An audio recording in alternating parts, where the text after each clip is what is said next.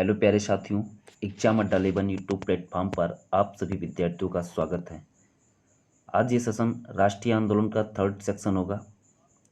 जैसा कि मैंने फर्स्ट ही क्लास में आप सभी विद्यार्थियों को मैंने इन्फॉर्म किया था, राष्ट्रीय आंदोलन के संपूर्ण क्लासेस आपको दिए जाएंगे, जो आपके थ्योरी प्लस क्वेश्चंस दोनों होंगे। आपकी जो क्लासेस होगी 20 से 25 मिनट्स की होंगी।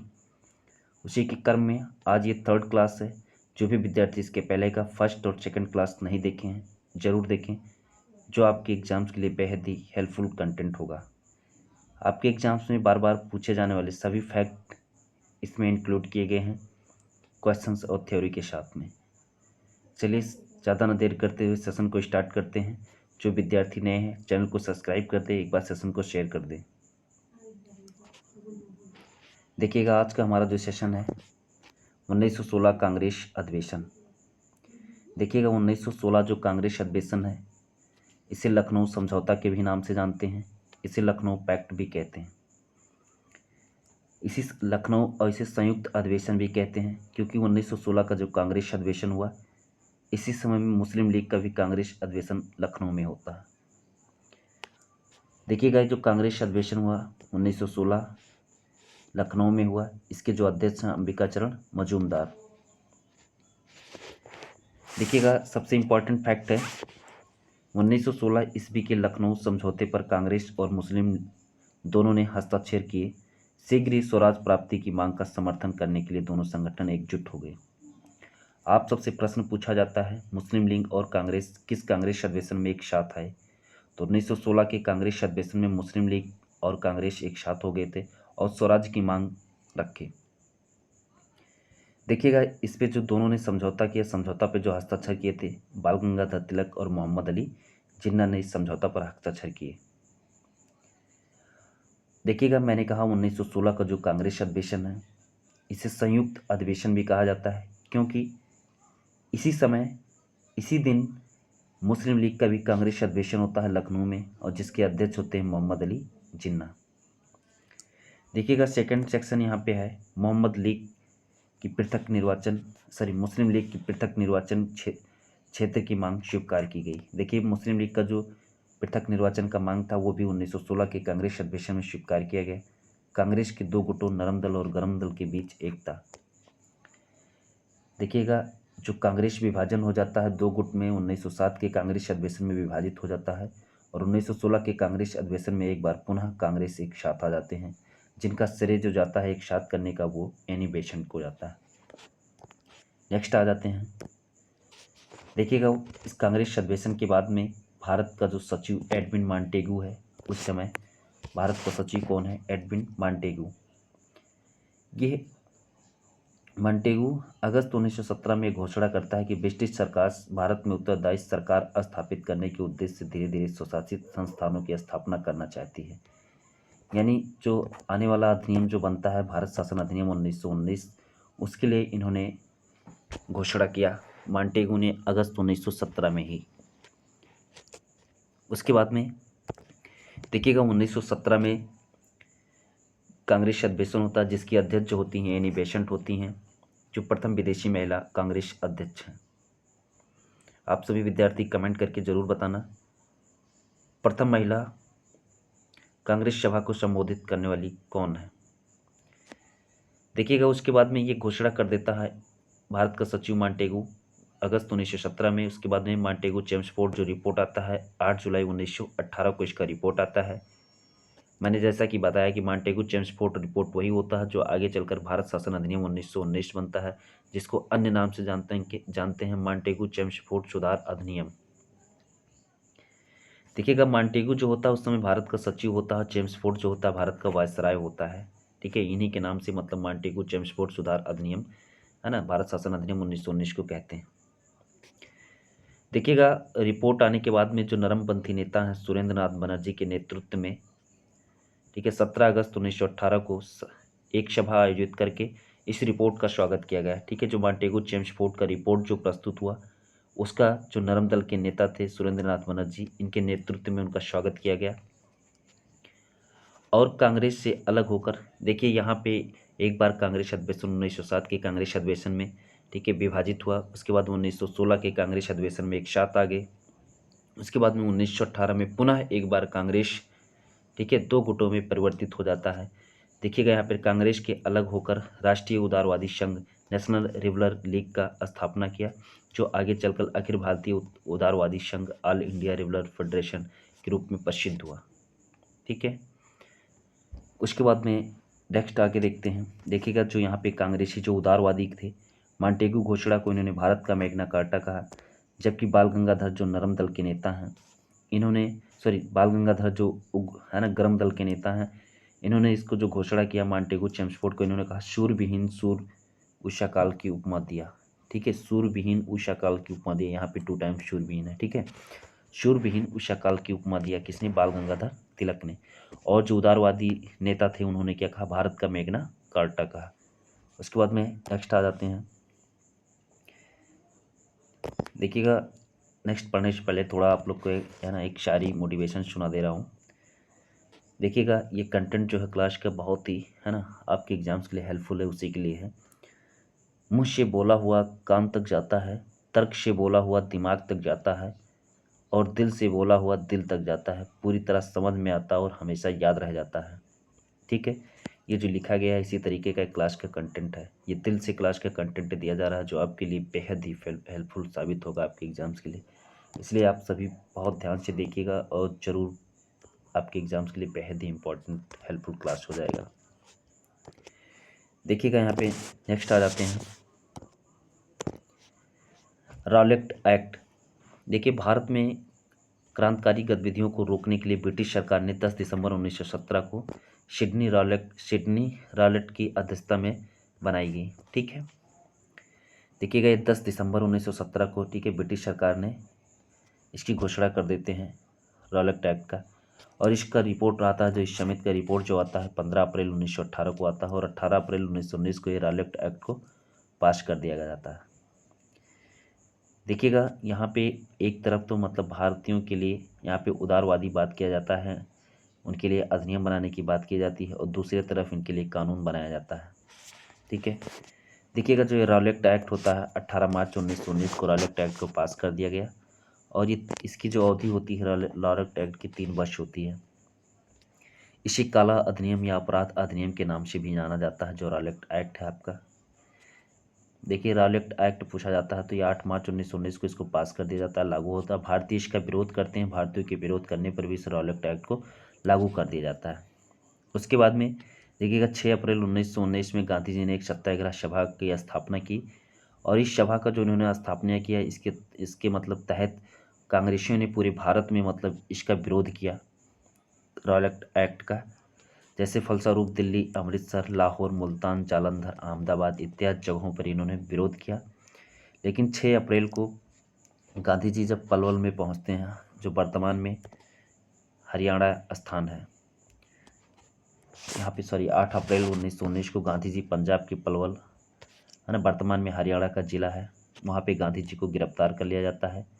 उसके बाद में देखिएगा इस रॉलेट एक्ट के विरोध में 9 अप्रैल को अमृतसर में, ठीक है, डॉक्टर सत्यपाल मलिक एवं सैफुद्दीन किचलू को भी बिना किसी कारण के गिरफ्तार कर लिया जाता है।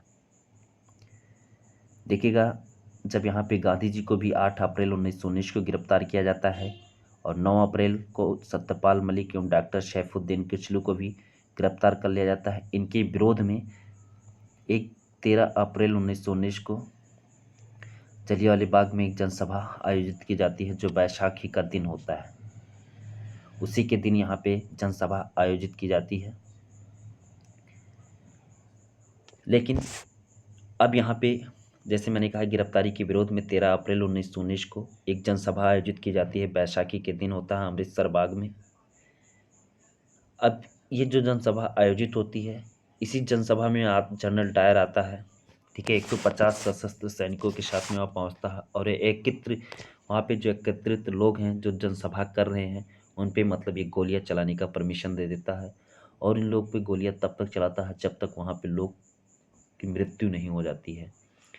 कि अमृतसर एक बाग होता है, वो बाग चारों तरफ दीवार से घिरा होता है, एक ही तरफ निकलने का रास्ता होता है, जिस तरफ से ये लोग वार कर रहे थे। देखिएगा यहाँ पे थोड़ा सा इम्पोर्टेंट फैक्ट, 2013 में ब्रिटिश प्रधानमंत्री डेविड कैमरन भी इस स्मारक पर आए थे और विजिटर्स बुक्स में उन्होंने लिखा कि ब्रिटिश इतिहास की एक शर्मनाक घटना थी।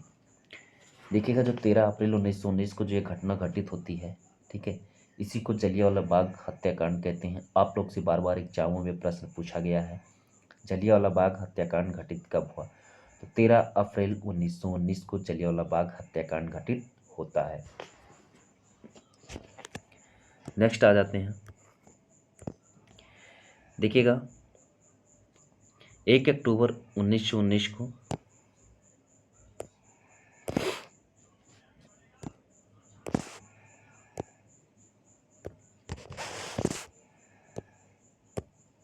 1 अक्टूबर 1919 को हंटर समिति का गठन हुआ, जिसके जो अध्यक्ष हैं कौन है? Lord Hunter. देखिएगा, जो हंटर समिति का गठन किया जाता है, हंटर जो समिति होता है, जो जलियांवाला बाग हत्याकांड हुआ है, इसकी जांच के लिए अंग्रेज़ों के बार बार कहने पर ब्रिटिश सरकार से उन्होंने एक हंटर समिति का गठन किया था जलियांवाला बाग हत्याकांड को जांच करने के लिए। ठीक है, ये प्रश्न पूछा जाता है, जलियांवाला बाग हत्याकांड के लिए अंग्रेजों के द्वारा किस समिति का गठन किया गया? तो वो हंटर समिति था, जिसके अध्यक्ष जो होते हैं लॉर्ड हंटर होते हैं। और इस समिति में 5 सदस्य अंग्रेज होते हैं और 3 सदस्य भारतीय होते हैं। इसमें जो 5 सदस्य अंग्रेज हैं, जैसे justice sir George Rankin, W.F. Rice, sir George Barrow, sir Thomas Smith. उसके बाद में यहाँ पे 3 जो भारतीय सदस्य हैं, चिमन लाल, शीतलवाड़ा, शहबाजजादा सुल्तान अहमद, जगत नारायण, ये 3 भारतीय हैं। हंटर समिति का रिपोर्ट जो आ जाता है ये मार्च 1920 में।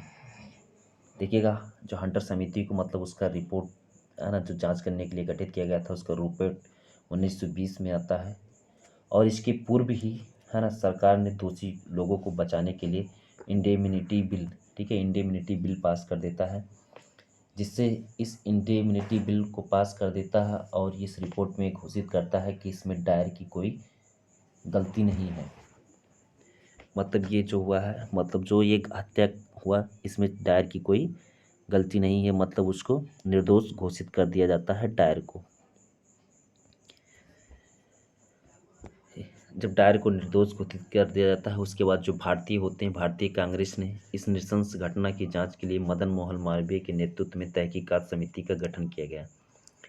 देखिएगा, जलियांवाला बाग हत्याकांड के लिए अंग्रेजों के द्वारा हंटर समिति का गठन किया गया, लेकिन भारतीयों के साथ तहकीकात समिति का गठन किया गया, जिसके अध्यक्ष जो होते हैं मदन मोहन मालवीय होते हैं। इनके अन्य सदस्य जो हैं पंडित मोतीलाल नेहरू, गांधी जी, अब्बास तैयब, सी.आर. दास होते हैं इसके अन्य सदस्य। ये प्रश्न आप लोग से पूछा जाता है कि भारतीयों के द्वारा कौन सा समिति को गठित किया गया था जलियांवाला बाग हत्याकांड के लिए? तो याद रखना यहाँ पे जो है तहकीकात समिति को, और अंग्रेजों के द्वारा जलियांवाला बाग हत्याकांड को जांच करने के लिए किस समिति का गठन किया गया? तो वो हंटर समिति था। नेक्स्ट आ जाते हैं। देखिएगा, जलियांवाला बाग हत्याकांड के विरोध स्वरूप रविंद्रनाथ टैगोर ने नाइटहुड की उपाधि लौटा दी। महात्मा गांधी जी ने केसरिए हिंद की उपाधि लौटा दी। 1919 के उसके बाद में कांग्रेस अधिवेशन होता है जो अमृतसर में, जिसके अध्यक्ष जो होते हैं मोतीलाल नेहरू होते हैं। देखिएगा, जिस समय जलियांवाला बाग हत्याकांड हो रहा होता है, ठीक है, उसी समय पंजाब में चमनदीप के नेतृत्व में डंडा फौज अस्तित्व में आई। जो डंडा फौज था, इसका मतलब ये था जो लाठी और चिड़ीमार बंदूक से लैस होकर सड़कों पर गश्त लगाकर पोस्टर चिपकाते थे। मतलब ये जलियांवाला बाग के विरोध में लोग पोस्टर चिपकाते थे, है ना, जो चिड़ीमार बंदूकों से लैस होते थे और सड़कों पर गश्त लगाते थे। इसी को डंडा मार फौज कहा जाता है और इसका जो नेतृत्व हुआ चमनदीप के द्वारा। आपके एग्जाम में प्रश्न पूछा जा सकता है, इसलिए जरूर याद रखना। उसके बाद में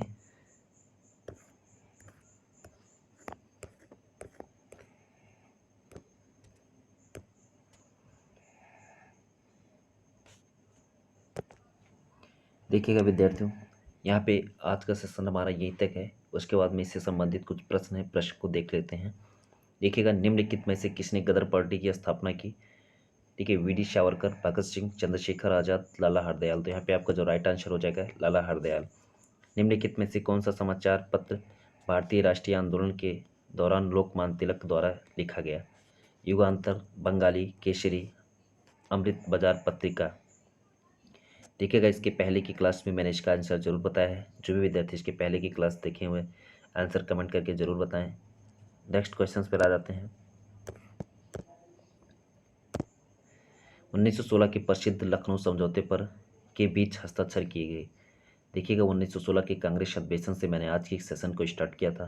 तो यहाँ पे जो आपका राइट आंसर हो जाएगा यहाँ पे बी हो जाएगा। बाल गंगाधर तिलक और मोहम्मद अली जिन्ना के बीच जो लखनऊ कांग्रेस जो समझौता हुआ वो बाल गंगाधर तिलक और मोहम्मद अली जिन्ना के बीच में हुआ था। देखिएगा यहाँ पे लंदन इंडियन सोसाइटी और ईस्ट इंडिया सोसाइटी की स्थापना निम्नलिखित व्यक्तियों में से किसके द्वारा किया गया। दादा भाई नौरोजी, कृष्ण गोखले, लाला लाजपत राय, राजा राम मोहन राय। देखिएगा यहाँ पे आपका जो राइट आंसर हो जाएगा ए हो जाएगा दादा भाई नौरोजी। ये 1966 में इसका गठन किया गया और इसका जो गठन किया इसका गठन 1965 में और वो इसका गठन जो ईस्ट इंडिया एसोसिएशन इसका गठन 1967 में किया गया। ठीक है, दोनों दादा भाई नौरोजी के द्वारा इसका गठन किया गया था। नेक्स्ट क्वेश्चन पर आ जाते हैं। देखिए सुभाष चंद्र बोस के राजनीतिक गुरु कौन थे। तो यहाँ पे राइट आंसर हो जाएगा आपका चित्तरंजन दास। उसके बाद फॉरवर्ड ब्लॉक की स्थापना किसने की। तो यहाँ पे आपका राइट आंसर जो हो जाएगा सुभाष चंद्र बोस ने किया था। ठीक है, उसके बाद में नेक्स्ट देखिएगा स्वतंत्र भारत की अंतिम सरकार आज़ाद हिंद का गठन हुआ। देखिएगा ये सिंगापुर में हुआ था। 1905 में सर्वेंट ऑफ सोसाइटी का गठन किया गया, गोपाल कृष्ण गोखले के द्वारा किया गया था। नेक्स्ट क्वेश्चन 1905 के कांग्रेस अधिवेशन के अध्यक्ष भी गोपाल कृष्ण गोखले ही थे। देखिएगा उसके बाद में यहाँ पे सूची वन को सूची है ना फर्स्ट से मिलन करना है। देखिएगा ये सब क्वेश्चंस मैंने फर्स्ट की क्लास में मैंने करा दिया था। जो विद्यार्थी पहले की क्लास देखे हैं वो इसका आंसर ज़रूर कमेंट करके बताएं। ठीक है, ऐसे यहाँ पे इसका राइट आंसर आपका सी हो जाएगा दादा भाई नौरोजी जो हैं। ठीक है, ये क्या है गोपाल दादा भाई नौरोजी जो हैं उग्रवादी के आध्यात्मिक बने है ना। दादा भाई नौरोजी उग्र, लेकिन ये दादा भाई नौरोजी जो हो जाएगा यहाँ पे नरमवादी के हैं। ये दादा भाई नौरोजी का यहाँ पे 3 बार ये कांग्रेस अध्यक्ष बनते हैं। एक बार 1886 में मतलब कांग्रेस के दूसरे अध्यक्ष भी होते हैं। उसके बाद में 1893 में बनते हैं। उसके बाद में 1906 के कांग्रेस अध्यक्ष 3 बार दादा भाई नौरोजी बनते हैं। ठीक है, जरूर याद रखना इसको। जो 1886 का होता है ये लखनऊ कलकत्ता में, 1893 का लाहौर में, 1906 का भी कलकत्ता में होता है। गोपाल जो कृष्ण गोखले हैं Gopal Krishna Gokhale servant of India society का स्थापना 1905 में करते हैं। उसके बाद में श्री अरविंदो जो हैं ठीक है ये उग्रवादी से आध्यात्मिक बने। उसके बाद में एनी बेसेंट जो हो जाएगा ये होम रूल आंदोलन इन्होंने शुरू किया था जिसे अड़यार होम रूल आंदोलन भी कहते हैं। इनके जो होम रूल आंदोलन के जो अध्यक्ष थे एनी बेसेंट के, ठीक है, वो एनी बेसेंट खुद होती हैं और इनके जो सचिव होते हैं ठीक है अरुणडेल होते हैं। नेक्स्ट क्वेश्चंस पर आ जाते हैं। स्वतंत्रता संग्राम के दौरान भारतीय राष्ट्रीय कांग्रेस ने किस दिन पर पूर्ण स्वराज मनाया। ठीक है, तो यहाँ पे आपका राइट आंसर हो जाएगा 29 जनवरी 1929। लॉर्ड कर्जन द्वारा जारी बंगाल प्रांत को 2 भागों में विभाजित करने का आदेश कब दिया गया। तो ये 1905 में दिया गया। आपका राइट आंसर बी हो जाएगा। नेक्स्ट क्वेश्चंस पर आ जाते हैं। देखिएगा यहाँ पे एक यूरोपीय की अध्यक्षता में आयोजित किया गया भारतीय राष्ट्रीय कांग्रेस का पहला सत्र कौन सा था। देखिएगा यहाँ पे यहाँ पे यूरोपीय आयोजित पूछा, पहला सत्र पूछा है। ठीक है, तो यहाँ पे आपका इलाहाबाद हो जाएगा क्योंकि 1985 का जो कांग्रेस अध्यक्ष होते हैं वो पहले वीसी बनर्जी और 1986 के जो कांग्रेस अध्यक्ष होते हैं दादा भाई नौरोजी होते हैं। ठीक है, जो पहले मतलब हिंदू होते हैं और वीसी जो बनर्जी होते हैं पहले पारसी होते हैं। और उसके बाद में 1888 का जो इलाहाबाद में होता है पहले अंग्रेज होता है जो जॉर्ज यूले है। और 87 का जो होता है वो पहला मुस्लिम होते हैं। ठीक है, जो बदरुद्दीन तैयब हैं। ये चारों जो कांग्रेस अध्यक्ष हैं ये इंपॉर्टेंट है, जरूर याद रखना। देखिएगा स्वदेशी आंदोलन किस वर्ष में शुरू किया गया था। स्वदेशी जो आंदोलन शुरू किया गया था ये बंगाल विभाजन के समय शुरू किया गया था। स्वदेशी और बहिष्कार आंदोलन और बंगाल विभाजन के समस्त जो आंदोलन हुए थे उसी को बंगभंग आंदोलन कहते हैं। मतलब बंगाल विभाजन जो हुआ उसके विरोध में जो आंदोलन हुए उसी को ही बंगभंग आंदोलन कहते हैं। नेक्स्ट क्वेश्चंस पर आ जाते हैं। निम्नलिखित में से कौन सी नरमपंथी का नेता नहीं था? Aurobindo Ghosh, W C. Banerjee, Gopal Krishna Gokhale, George Yule. ठीक है, यहाँ पे पूछा गया है नरमपंथियों का नेता नहीं था। ठीक है, तो यहाँ पे देखिए अरविंद जो घोष हैं ये उग्रवादी नेता होते हैं। लाल बाल पाल और अरविंद घोष ये उग्रवादी नेता हैं। भारतीय राष्ट्रीय कांग्रेस की पहली महिला अध्यक्ष कौन थी? देखिएगा यहाँ पे भारतीय राष्ट्रीय कांग्रेस की पहली भारतीय महिला सरोजिनी नायडू। ऐसे मतलब पहली महिला कांग्रेस अध्यक्ष जो है इंदिरा गांधी, लेकिन ये विदेशी महिला हैं। और भारतीय मूल की विदेशी महिला कांग्रेस अध्यक्ष कौन है? आप सभी विद्यार्थी कमेंट करके ज़रूर बताना। जो भी विद्यार्थी इसके पहले की क्लास देखे हैं उनको इस क्वेश्चन का आंसर ज़रूर पता होगा। आज का सेशन आप सभी विद्यार्थियों का यहीं तक होगा। जो भी विद्यार्थी पूरे सेशन को देखे हैं कमेंट करके ज़रूर बताएं आप सभी विद्यार्थियों को सेशन कैसा लगा। आप सभी विद्यार्थी सपोर्ट करते रहिए। इसी तरीके का इंपॉर्टेंट क्लास आपको थ्योरी और क्वेश्चंस के साथ कम समय में अधिक चीज़ों को बताया जाएगा जो आपके एग्जाम्स के लिए हेल्पफुल होगा। इसलिए इस चैनल को ज़्यादा से ज़्यादा शेयर कर दें, सब्सक्राइब कर लें। Thank you for watching.